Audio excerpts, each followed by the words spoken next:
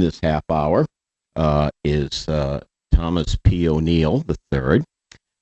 Tom is the founder and CEO of O'Neill Associates, which is New England's leading public relations and government relations firm. Tom, before he started O'Neill and Associates, served as a member of the Massachusetts State Legislature, and he also served as the state's lieutenant governor. Tom, how you doing this evening? I'm fine, Brad. How are you tonight? Fine. Let me ask you this question.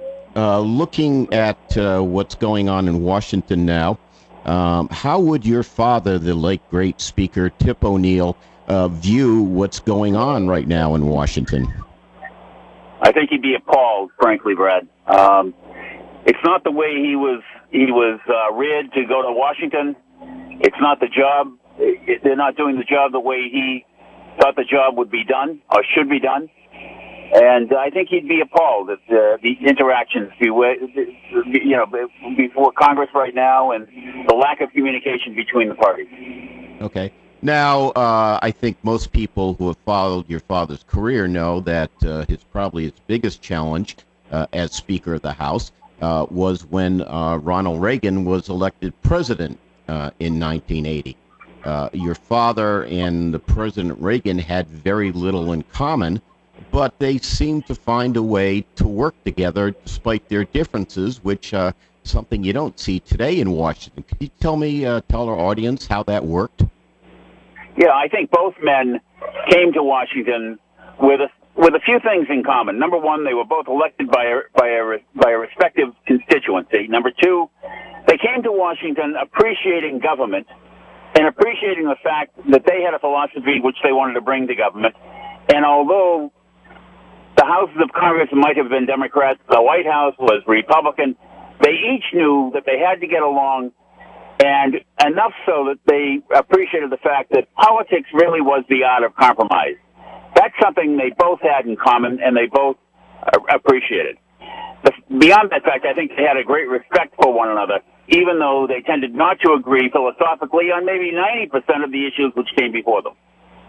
Okay, and their most famous collaboration, I guess, was on a tax cut that was passed in the first year of President Reagan's tenure. Let me ask you another question, Tom. What happened? How did it go from there where, your father, the Speaker, and President Reagan were very civil to each other despite their political differences? How did we get to the mess we are now? I think a few things. Number one, I think that because members of Congress especially are kind of locked in a 24/7 news cycle where their philosophies are kind of cut in concrete, they don't have enough time during the course of a workday or even after hours at night to build friendships with other members, even not only of their own party, but of opposite parties. So they don't get to know one another, appreciate one another, understand where the other folks come from, what drives them, what motivates their constituency, what brought them to Congress in the first place. And so what I think is that people just get kind of confined by their platforms of philosophy, and instead of sharing and instead of understanding that politics and government and the role for government is to bring about compromise and progress, they kind of sit in their concrete barrels, prohibiting themselves from getting together and trying to negotiate or work things out. Okay. Our guest in this half hour is Thomas O'Neill, who is the son of the late great Speaker Tip O'Neill. Tom has a great deal of political experience himself, serving in the government affairs, founding a government affairs business, and also serving as a state representative and lieutenant governor of Massachusetts. Do you think, Tom, there's any hope that we could get past this horrible environment in Washington and get back to a place where politicians of different parties could speak to each other? I mean, just one example. When I first went to Washington, I first went to Washington just about the time Ronald Reagan was elected Speaker. president, and when your father was speaker, I had Republican friends. Now, it seems to me it's very rare for Democrats in Washington to have Republicans as friends, or vice versa. It's even got to the point now where if you go to Capitol Hill, there are two bars, one of which basically houses young Republican staffers, and another one that accommodates young Democratic staffers, so they don't even get together. I don't think there are any cross-party friendships. Do you have any ideas how we could recreate the bipartisanship that existed? I think what's going to happen here, to be very honest with you, I think the American people get to a point where they're just totally fed up with the lack of communication and the lack of progress in Washington. And ultimately, and this has happened before in other cycles of American history, where people, the American people, the electorate, get so fed up with what goes on, they kind of turn them out. They turn the bums out, if you will. Now, there's a situation in Congress, especially on the House side, where you have a couple of different variations of Republicans. I'll remind people, in the last slowdown, where we had a government stoppage, was 1994. One of the people that led that stoppage against Newt Gingrich was now Speaker Boehner. People should be reminded that within 2 years, Gingrich was forced to resign. And it forced out that whole element. Those were the revolutionaries of 1994. Today, they're the moderates in the U.S. House of Representatives. The extremists today are the Tea Partiers. And Boehner, sitting as Speaker, cannot control the ebb and flow between members of his own party, the moderates now, and the extremists, the Tea Partiers, for the sake of any other name. What will happen here, because I think the Tea Partiers have made a mistake, they're holding ACA or Obamacare hostage by stopping government. And I think people are going to be just totally upset and fed up with it. And I think ultimately if they keep it up, it's not going to work to their advantage, the Republicans. I think it's going to work to their disadvantage. And people are going to get pretty upset with it if they aren't already upset with it, and turn these people out of office when they have an opportunity to cast a vote. Okay. Let me ask you this question. How has the role of Speaker of the House of Representatives changed from the time that your father was Speaker of the House? Well, my father was the last reformer to do away with rules of House control. And what we found out was that the reason he had as much success as he had really had to do with the power of his own personality. He had a personality larger than life. He had a sense of humor. He had the ability to laugh at himself. And he had an opportunity to understand not only the issues, but to motivate people serving with him in Congress to get them to do what he thought was the right thing to do.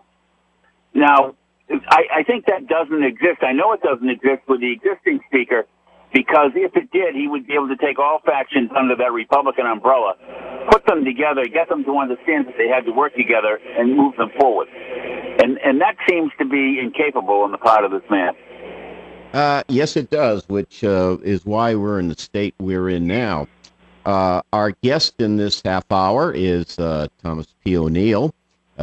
He is had a great deal of political experience himself, running a government affairs firm and also serving as lieutenant governor of the state of Massachusetts. He's here to talk about the legacy of his father, the famous Speaker Tip O'Neill.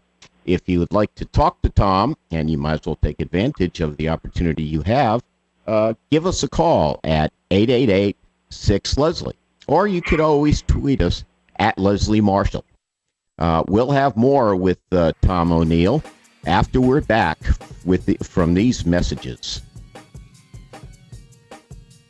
Leslie Marshall, real people, real life. Leslie Marshall Show. Our guest in this hour, a half hour, is Thomas P. O'Neill, who is the son of the late great Speaker of the House of Representatives, Tip O'Neill. Let me ask you this, Tom. If you listen to people who are trying to explain to Americans why Congress is so dysfunctional now, one of the explanations that you hear is that the districts are gerrymandered so that they're very homogeneous. For instance, a Democratic member of the House may represent an inner city that is almost completely minority in population, whereas a Republican might represent a suburban district which is almost completely white. One of the things that intrigues me, and I remember reading this in your father's autobiography, is that he represented a very diverse district. He represented Cambridge, which of course includes the academic crowd from MIT and Harvard. But he also represented, working class, small working class cities where there are blue collar Democrats. Do you think that makes a big difference, and maybe it's the reason Congress doesn't operate as well now as it did back in the 1970s and 80s? Well, a couple of things. It happened in the last presidential election that the President Barack Obama received, I believe, 1,400,000 more votes than Mitt Romney did. At the same time, Romney won 17 congressional districts more than Barack Obama did.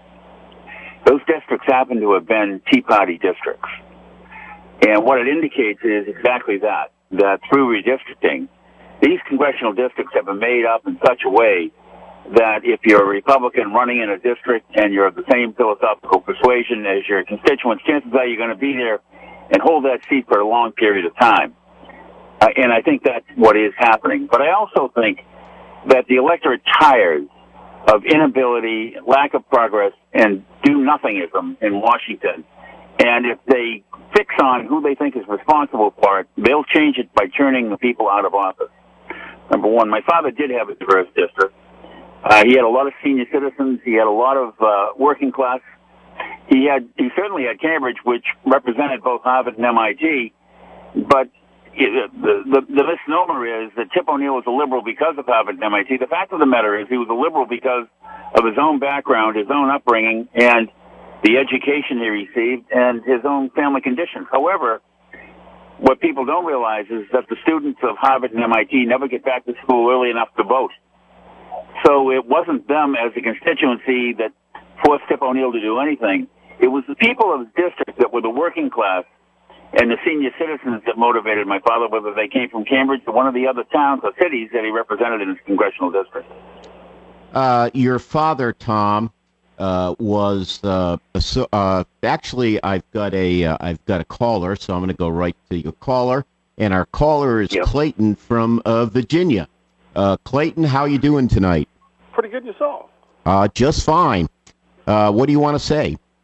I just want to say that being a political science major, and it feels like right now that I've just thrown my life away, because to look at our sad state of affairs these days, it's ridiculous. It's ridiculous.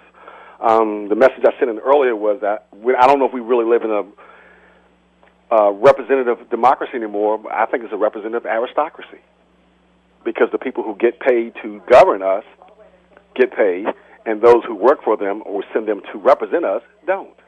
And it's something wrong with that mixture. Okay. Tom, you have a great deal of experience in politics. How would you reply to Clayton?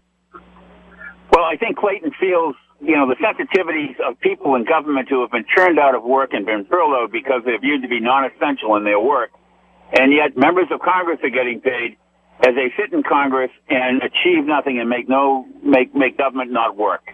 And so I feel and I empathize with Clayton for the way he feels. The fact of the matter is, I would say to Clayton and anybody else, hey, if you don't like it, go to the polls next time and vote the way that'll force a change to make something change in Congress that will make this government work. I hear that, and I really do understand. And let me say two things. One is that I'm probably one of those 7.8% that has been here, and when you watch this happening, it doesn't feel good. Secondly, you do vote, and the way our country has been gerrymandered in both parties, how are we really changing anything? Again, I couldn't agree with you more. And I guess No, I'm not trying what to you have to do is kind of figure out where the blame really exists and how you change Washington.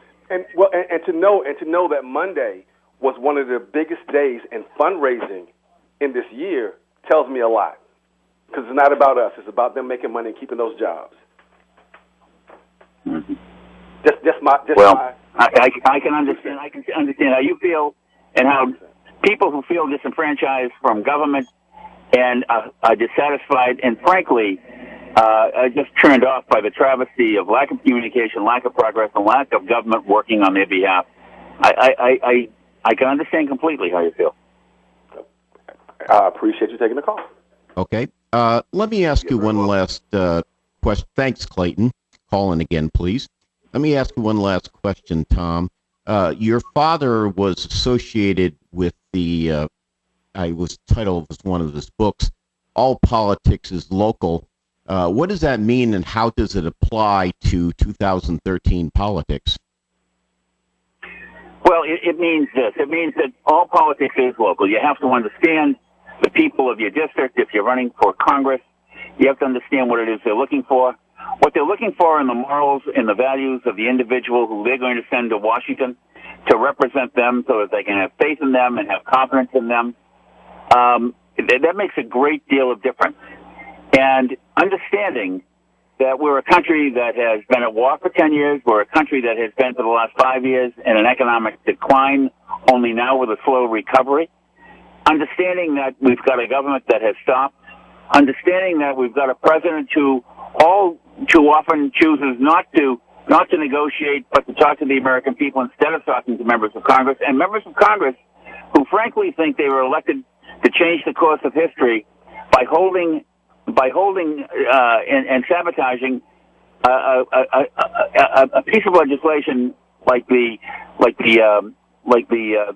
CARE Act and Obamacare, which was voted on by the American public, voted on by the American Congress, ratified and signed into law by the President of the United States, ratified by the U.S. Supreme Court, and it has been discussed. To go back and say we don't like it now is not the right way to do it. What we have to do is convince Congress that that is the law of the land. We would the last first-rate nation in the world to carry and legislate for health care for all. We were the last democracy in the world to do that.